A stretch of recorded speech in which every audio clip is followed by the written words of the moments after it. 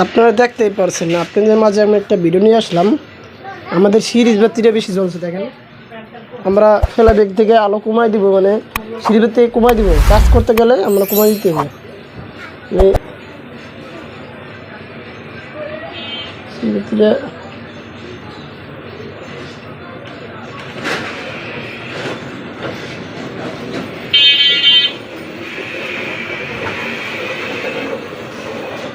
কমাইতেছে আমি ফেলা বেগ থেকে।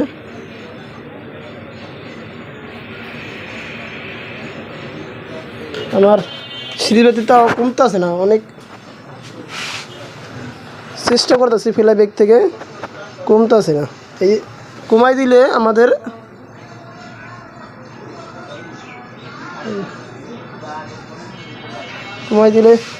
আলোটা কমিয়েছে, আলো কমিয়েছে, ঠিক আছে। আমরা কমাই দিয়ে তারপর কাজ করব। যে আমাদের যে রেড কালার আইতেছে, রেডের মধ্যে সুতো সুতো আইতেছে, আমরা এই কাজটি সমস্যার সমাধান করব। আপনি দেখতে পারবেন, কাজটি দেখতে থাকুন। পারছেন আমাদের টিভিটা কলম রেড কালার প্রবলেম, আর রেড হোক, গ্রিন হোক, ব্লু হোক, আমরা কলম যে কোনো কাজ দেখলে কলম আমরা নতুন হোক আর পুরনো হোক, পুরনো ভাই লইলে আমাদের অনেক কাজ দেখলাম সমস্যার সমাধান হয়ে যায় অল্পতেই। আর নতুন ভাইদেরকেও একটু কাজটা শিখতে একটু সময় লাগে, যে কোনো ভাই, আমারও তো শিখতে এক সময় লাগবে। আর এই কাজটি দেখলে কলম আপনারা এই তিনটা কালারের ভিতরে রেড, গ্রিন, ব্লু সমস্যার সমাধান করতে পারবেন। এক ভিডিওতে দেখলে সমস্যার সমাধান করতে পারবেন না, অনেক ভিডিওই এই কালার অনেক দেখতেই সমস্যা করে, ঠিক আছে। তাও যে কোনো ভিডিও মনোযোগ দিয়ে দেখবেন। কাজটি কলম আপনার এই কাজটি কলম চেনা হয়ে যাব, অচেনা কাজ চেনা হয়ে যাব। আর এই সমস্যা আপনার দ্বারা পড়লে আপনি কাজটি করতে পারবেন। আচ্ছা, ভিডিও দেখতে থাকুন। আমি এসি ইনপুট করি, কিছু ভোল্টেজ মাপে দেখাই আপনাদের।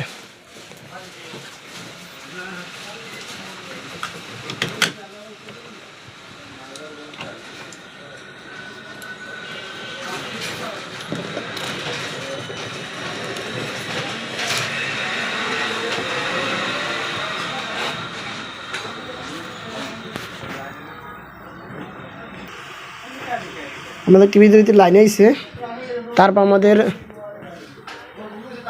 টিভির ডিসপ্লে দেখেন, এই যে বাইরে বেরিয়ে করতেছে, ঠিক আছে। রেড কালারটা বাইরে বেরিয়ে করতেছে। আমার ফেলা ব্যাগ থেকে আলো কমাই না, আমি দেখতেই পারছেন আমি কমাইছিলাম।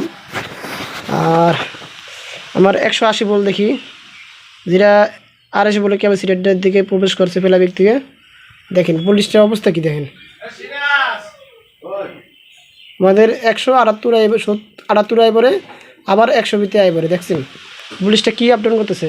যখন এই বুলিশটা আপডাউন করে, তার তিনটা কালারের বুলিশটা আপডাউন করে, তা বুঝতেই পারছেন। এই দেখেন ব্লু কালার, দেখেন কী অবস্থা দেখেন বুলিশটির। এই যে প্রবলেম দেখতেই পারছেন, ঠিক আছে। এই প্রবলেমের ভিতরে আমাদের ট্রানজিস্টর শর্ট হইতে পারে, প্লাস যে কালারের ভিতরে জড়িত আছে আমাদের পার্স, সেই পার্সও শর্ট হইতে পারে। তার জন্য বুলিশটা আমাদের আপডাউন করতেছে। আবার দেখতে হবে যে আমাদের রেড কালার যখন সমস্যা দেখাইতেছে, তখন কালারের ভিতরে শর্ট দেখায়, ঠিক আছে। আমি এই জিনিসটা দেখি, আমাদের এটা ছুটেই দেখাই, দেখি কী অবস্থা দেখায়। এই দেখেন এটা ছুটের পর সেই ভিতরে চলছে, প্লাস আমাদের এই যে ওয়াইডের ভিতরে সাদা সাদা দেখাইতেছে, র্যাক দেখাইতেছে। সময় আমার লাল দেখাইছে র্যাক, ঠিক আছে। আমি সাদা সাদা দেখাই, এই যে আবার লাগাই দিলাম। এই যে আমার লাল লাফালাফি করতেছে, ঠিক আছে। আমি এই ভিডিওটা রোগটা না, মানে রোগটার ভিতরে যে কী সমস্যা, তারপরে আপনাদের মাঝে দিব যে এই 5টা আমাদের সমস্যা, ঠিক আছে। যে জড়িত সেটি মাপ দিয়া চেক দিয়া আপনাদের দেখাবো। ভিডিও দেখতে থাকুন, আমি শর্টটা নিয়ে আসতেছি। দেখেন আমি এই 3টে ট্রানজিস্টর চেক দিলাম, ট্রানজিস্টরটি ভালো দেখায়, প্লাস আমার 180 ভোল্টও ভালো দেখায়, প্লাস 180 ভোল্ট মাঝে মাঝে কমে বাড়ে, তার জন্য বললাম। তারপর আমি এই যে কালারের ভিতরে যেই জেনার ডটটি আছে, জেনার ডটের ভিতরে আমি একটা জেনার ডট আমি শর্ট পাইলাম। দেখেন এই জেনার ডটটি শর্ট দেখা সিরিজ বাতি যে বাইরে যায় কমে, ঠিক আছে। এটা আমি খুলি নাই, খুলে দেখাবো ও প্রবলেম। আবার আমার অনেক জেনার ডট দেখতে পারবেন আমাদের মাঝে, যে আমরা কাটটা হালাই দিলেও আমাদের টিভিটা ঠিক থাকে, ঠিক আছে। সঠিক কাজ হলো কি, আমাদের জেনারেটরটা লাগাইলে আমাদের এনে এদিকে দেখেন বাজার মোড়ে দেখেন, আমার মিটার বাজার মোড়ে রাখছি, তাই আমাদের শর্ট দেখায়, ঠিক আছে। আমার এই কোনার 5টা শর্ট দেখায়, এটা শর্ট দেখায় কোনটা, এটা একটু কালা কালা দেখাইতেছে। আমার এই পাশটি শর্ট নাই, ঠিক আছে, শর্ট নেই, ঠিক আছে। আমার এই কোনোটি শর্ট নেই, শর্ট পেতেছে এইটা। আমি এটা কাটটা লাবো, কাটটা আপনাদের মাঝে দেখাবো। এই যে এখন এই কাটটা নিলাম, এই কাটটা নিলাম। আমি এসি ইনপুট করলাম। দেখেন আমাদের টিভিটার ভিতরে এখন ব্লু স্ক্রিন হয়েছে, ব্লুর ভিতরে এক রাখাইছে, ঠিক আছে।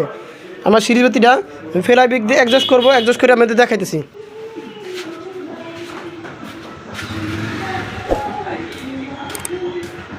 দেখেন দেখেন মাশাআল্লাহ, আমাদের কি প্রবলেম পাইলাম দেখেন, এটার কারণে আমাদের সিঁড়িবাতি বাড়ছে কমছে। এখন কোনো আমাদের সঠিক কাম হলো একটা জেনারেটরটা লাগাই দেবো ওই জায়গায়, প্লাস আমাদের টিভিটা কোনো এখন ওকে। দেখেন ভিডিও যদি ভালো লাগে অবশ্যই লাইক ও কমেন্ট ও শেয়ার করবেন। একটা কমেন্টে আমার কোনো কাজের উৎসাহ বাড়ায়। প্লিজ ভাইয়া কমেন্ট করবেন কী কাজ দেখতে চান, ঠিক আছে। ভিডিও দেখার জন্য সবাইকে অসংখ্য ধন্যবাদ, সবাই ভালো থাকবেন।